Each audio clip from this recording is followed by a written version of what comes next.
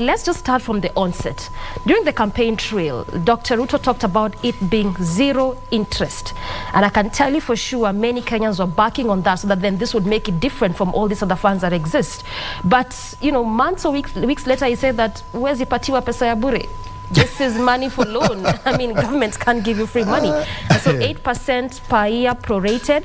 So just make me understand, and also for Kenyans to understand, the difference between what was talked about in public rallies as opposed to actually what you meet in government. And then you realize you can't quite run government like that. I think, Doreen, the most important thing that we need to understand is that during politics, people can say anything. They can promise you heaven. If not heaven, it is somewhere under the sun. And when the reality dawns, like now, we must realize that we must look at what is it that we have, that we can offer. And in any case, when you talk of the hustler fund, where is the source? What is the source of this fund?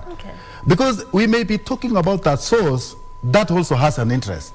We may be talking about a borrowed money from some place, which of course the government is yet to confide us to it.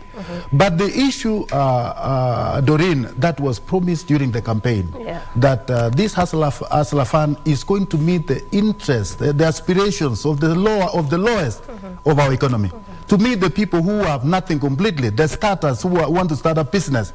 And Doreen, you must also bear in mind that we have already formal and informal financial institutions who are also offering funds almost at the same interest, because we get the cash, whatever, from, the cash transfer fund from the M-Pesa, from the commercial banks at almost the 8.75%.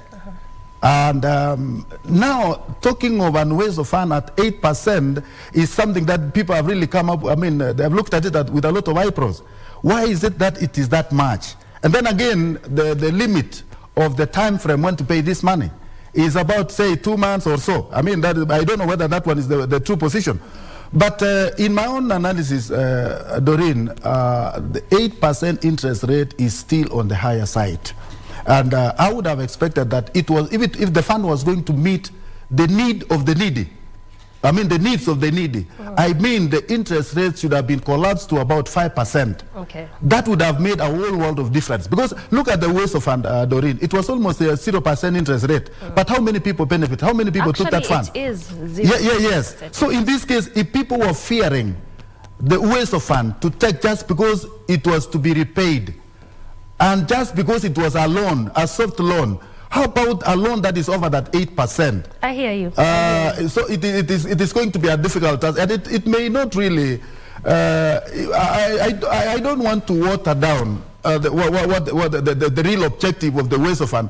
But what I'm just asking, I'm asking the provocators of the same fund that the only way this fund can help the needy of the needy is when the interest rate is reduced to minimum.